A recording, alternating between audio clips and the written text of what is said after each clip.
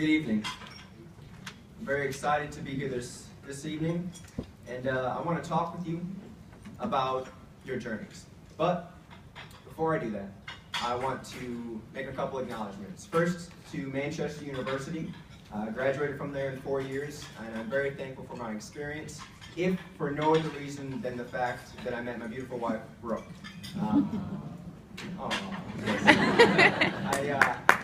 Yeah, why not? And I think it's important to acknowledge my wife, not because I enjoy being cliche. I actually hate being cliche.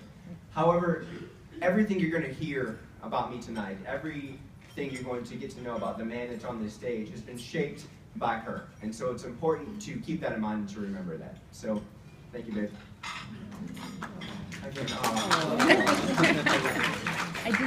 So we'll start out tonight talking about our journeys. I won't go into my immediate history. Richard already covered that. So I'll take you back a little further. Back to 1997. Show of hands if you remember 1997. As I suspected. So for those of you that don't remember 97, it was the last year that Michael Jordan won an NBA championship. It's been a while, I know. If you could see me in 1997, you probably would have no idea that I'd be on this stage speaking today. If you could see me in 97, you'd probably look at this little 9-year-old that I was and assume I'd be another statistic. See, in 1997, if you could see me, you would have seen a young man with 2 brothers and 2 sisters who lived with his mom and his stepdad. We were poor. I don't mean on free and reduced lunch, didn't have many outfits to choose from poor. When I say I was poor, I mean we lived in motels. Not Holiday Inn or La Quinta. We lived in Motel 6 type motels. And that was a good one for us.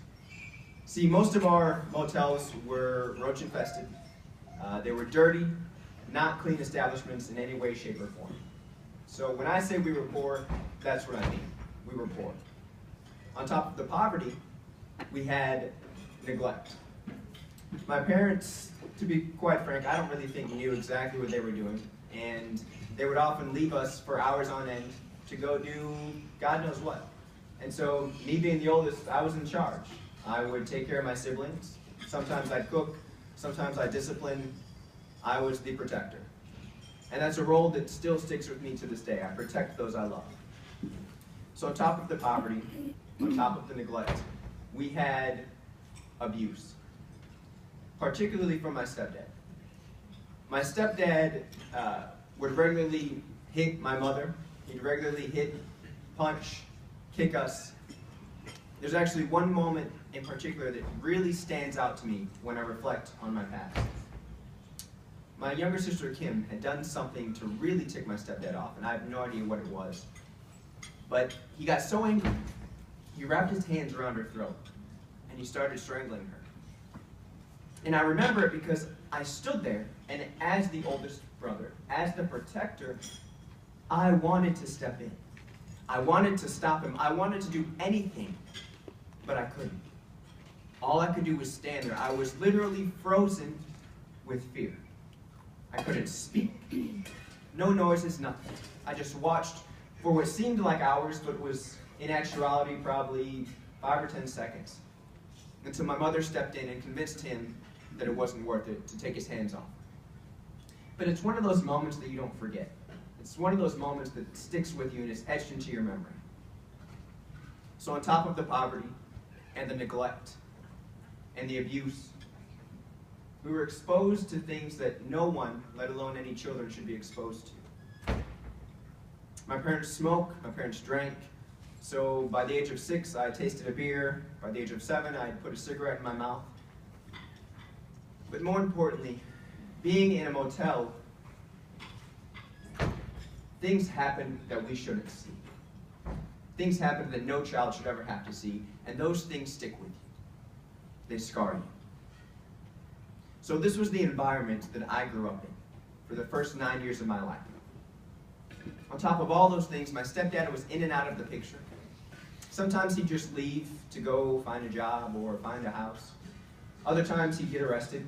I remember one moment, middle of the night, police came in and arrested him. I never found out for what, but again, another moment that stuck with me. So this is how I grew up. Fast forward a little bit to the fall of '97. Fall of '97, my stepdad had gone on one of his escapades. Don't know where he went, but it was my 4 siblings and my mother and I. And we found ourselves in a homeless shelter in South Bend, Indiana. And this was actually a turning point for us.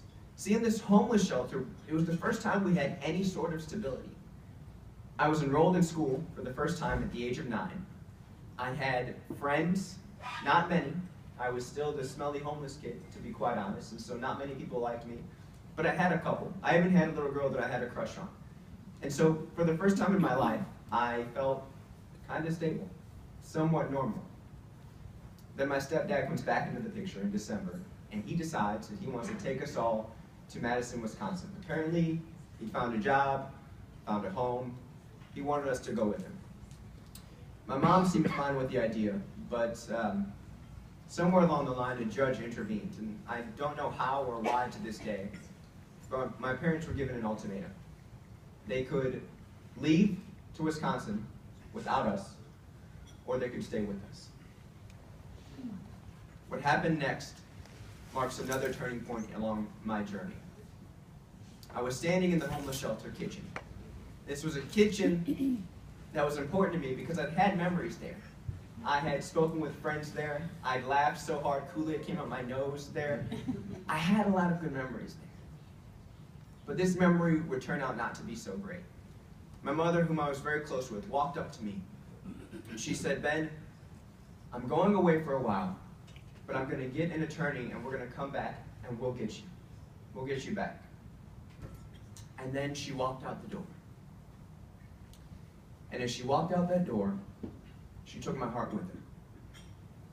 And for the next decade or so, I would work to repair that tear. But it was a turning point.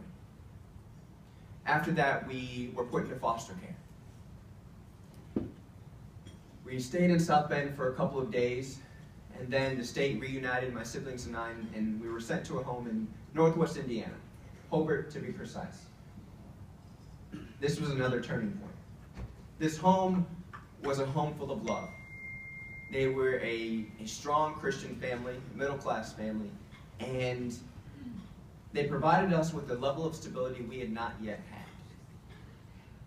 Upon entering school in Maryville, they tested me and they told me that I wasn't quite smart enough for 3rd grade, so they were going to bump me down to 2nd grade.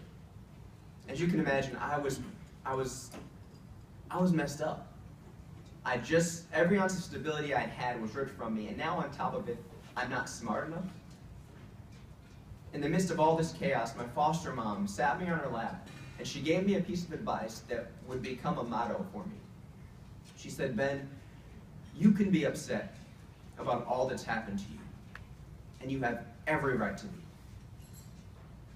But you can also take the second chance that God has given you and make the most of it."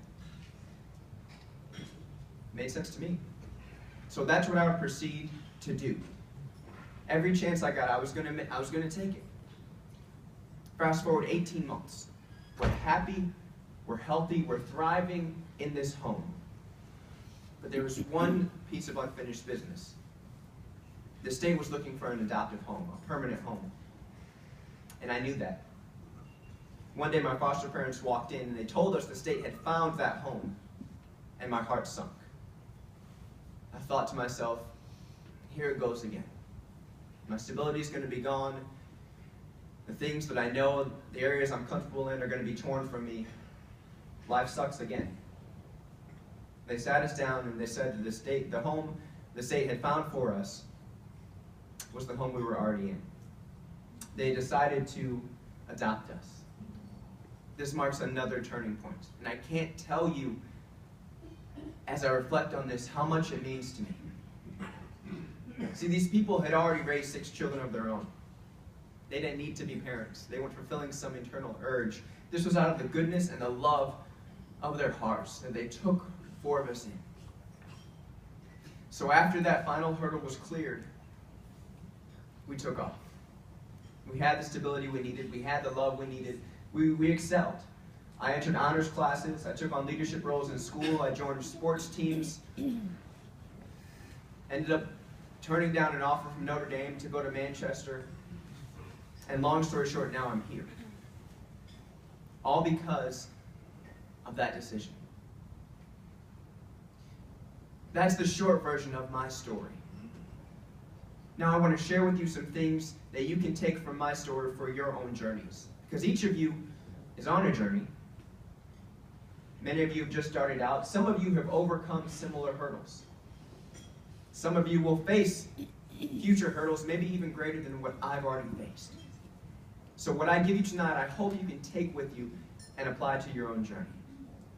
First thing I want you to know is that nobody pulls themselves up by the bootstraps. It's a lie. It does not happen. In order to pull yourself up by the bootstraps, you've got to have boots. And not everybody does. I didn't. I needed the state to step in. I needed a local church to step in. I needed 2 willing adults to step in and provide me with that platform, with those boots, before I could pull myself up anywhere. Even Donald Trump received a $1 million loan from his father to get started. Nobody pulls themselves up. Okay? You have people that have helped you already and will continue to help you. Remember that. And at some point, you will be the person providing the boots for someone else to pull themselves up. So look for those opportunities.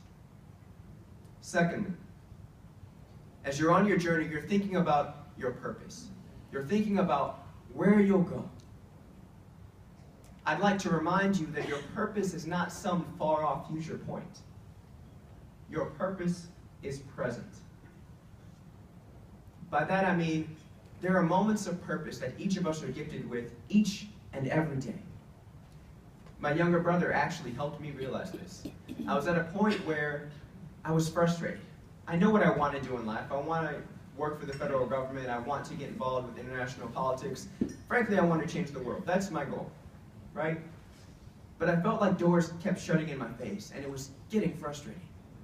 And he wrote me a letter. He said, Ben, I know you want to do these great things, and I know that you're going to. But I also need you to know that you've already changed my life. He said, when I was at my lowest, it's because of you that I could get back up again. And then he pointed out other family members whose lives I had touched. And in that moment, I realized my purpose is present. My purpose isn't what I'll do 10 years from now. My purpose isn't what I'll do 20 years from now. My purpose is what I'm doing daily. Each and every day, you will have opportunities to touch someone. You'll have opportunities to transform someone's life. Maybe you'll provide the seed that will become their future destiny. Maybe you'll provide the hand that pulls them up from the pit that they're in. You don't know, and neither do they. But if you're aware of those moments daily and ready to act out your purpose daily, you won't miss them. Your purpose is present. The final piece of advice I want to leave with you is that when you're thinking about where you're going, when you're thinking about your journey, plan your journey like you plan a meal. And this is especially applicable to our college students in here. When you think about your meals, maybe you want to eat for comfort, right? So my comfort food is biscuits and gravy. I love the stuff. If I want to eat biscuits and gravy, I've got to figure out what I need to put into it first, right? So I've got my goal, but what do I need to get there? Well, I need biscuits. I need gravy, so I'm going to need some flour and some milk, maybe some sausage, eggs go good, maybe some orange juice, right? So I planned the meal out. Now it's time to execute the plan. Got my list. As I'm walking out the door, something catches my eye. I look down and what do I see? I see Papa John. He's telling me that there's an extra large meat lovers pizza on sale. And in that moment, I've got a choice. Do I execute my plan, or do I call Papa up and ask for this delicious pizza? And I usually end up calling Papa. And we often think of those moments as times of weakness or mistakes, but I'm here to tell you that maybe they're not. What I want you to remember is when you plan your journey, have a plan. You need it, but be flexible. Sometimes the most random opportunities in life end up being the best ones to take. Had you asked me where I'd be 3 years after college, I would not have guessed here. But I'm thankful for each experience I've had that's got me here. So have a plan, have those goals, but when life throws curveballs, don't be so rigid that you miss some potentially amazing opportunities. I think a timeless Disney classic succinctly sums up the points I've made. The Lion King. How many of you have actually seen The Lion King before I go into this analogy? Okay, good. So you'll know what I'm talking about. All right, so in The Lion King, you've got Simba. Now, for the purposes of this analogy, you're Simba. All right? Simba has a really tough life. He ends up watching his dad die. He almost gets run over by a herd of stampeding wildebeest. His uncle kicks him out of the pride. He ends up in a desert dehydrated, nearly dead. He has to eat bugs for most of his adolescence. He doesn't know the touch of a woman until he's like an adult. It's a rough life for Simba. Then he sees his uncle beating on his mom, then he's got to fight his uncle. It's a hot mess. A hot mess. But along this journey, okay, Simba utilizes the 3 points that I've mentioned. Simba did not pull himself up by his own bootstraps. Simba needed Timon and Pumbaa to get him in the desert. Simba needed Nala to knock some sense into him in the jungle. Simba needed Rafiki to hit him with a coconut.